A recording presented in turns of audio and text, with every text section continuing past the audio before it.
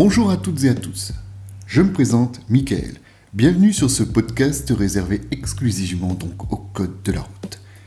Nous allons voir ensemble le conducteur et la conduite. Conduire, être derrière le volant, regarder la route, la conduite, donc il faut savoir que la conduite est quand même une tâche complexe. 90% des indices sur la route vont être détectés grâce à vos yeux. C'est la vue qui fait tout. Il va falloir élargir votre regard. Regardez très loin devant les voitures qui sont devant vous.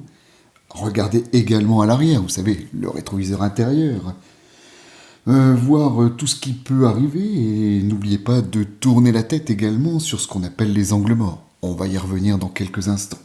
Si on imagine donc un conducteur au volant, sa vision centrale, c'est-à-dire ce qu'il voit devant, c'est ce qu'on appelle la vision fixe. Là, le conducteur voit très bien ce qui se passe. Ensuite, vous avez la vue périphérique. La vue périphérique, le mouvement des yeux, le mouvement de la tête également. Sachez qu'un conducteur à l'arrêt a un champ de vision de 180 degrés. Mais son champ de vision net, lui, n'est seulement que de 60 degrés. C'est la fameuse vision centrale.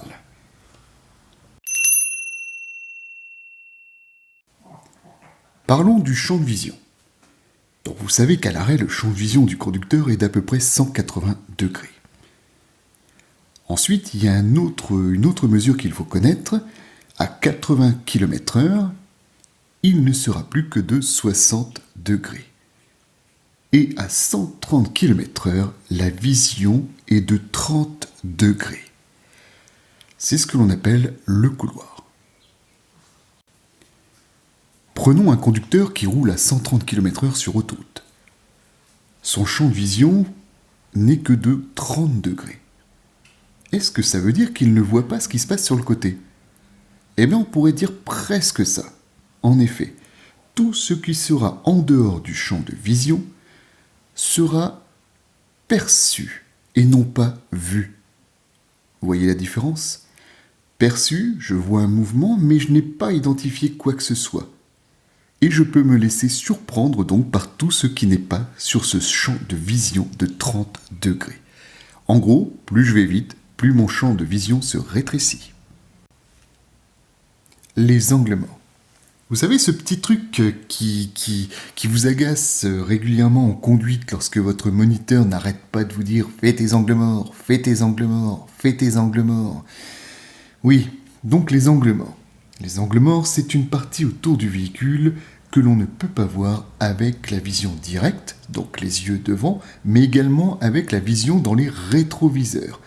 Et c'est là qu'il faut tourner la tête, pas complètement en arrière, mais à 90 degrés, de façon à voir ce qui se passe sur le côté, dans l'angle mort. Attention, l'angle mort, il y en a d'autres. Le double rétroviseur dans les voitures auto-école gêne la vision quand on est sur un passage piéton, par exemple. Donc là aussi, c'est un angle mort. Le montant des véhicules est un angle mort. Les lunettes arrière des véhicules de plus en plus petites favorisent les angles morts, avec un enfant qui serait à l'arrière qu'on ne verrait pas. Voilà, donc tout ceci, c'est l'angle mort. Sachez aujourd'hui que sur les rétroviseurs, il y a une partie que l'on appelle asphérique.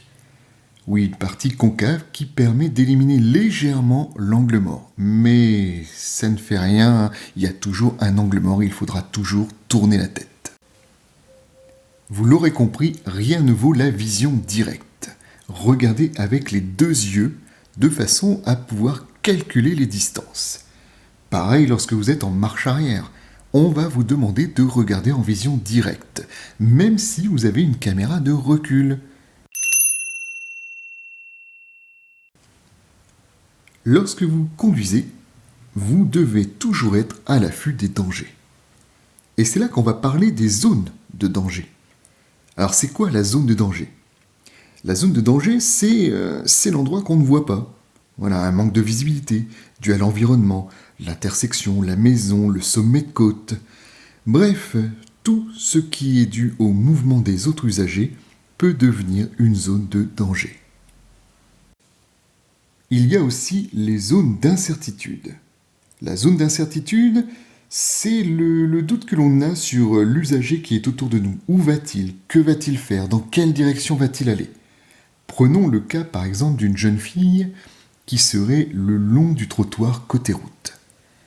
Elle marche, et là vous arrivez. Vous la voyez, elle est très proche de la route. Là vous allez vous dire, ah, il y a un risque, c'est ce qu'on appelle la zone d'incertitude, cette jeune fille pourrait très bien faire un pas de travers et se retrouver sur la route. À ce moment-là, j'espère que vous ralentiriez. Un autre exemple de zone d'incertitude, les enfants à vélo. Les enfants à vélo peuvent surprendre les usagers de la route, les conducteurs. En effet, ils peuvent aller à gauche d'un coup, à droite, enfin bon, vous imaginez bien. Et donc, les enfants à vélo ont une très très grande zone d'incertitude.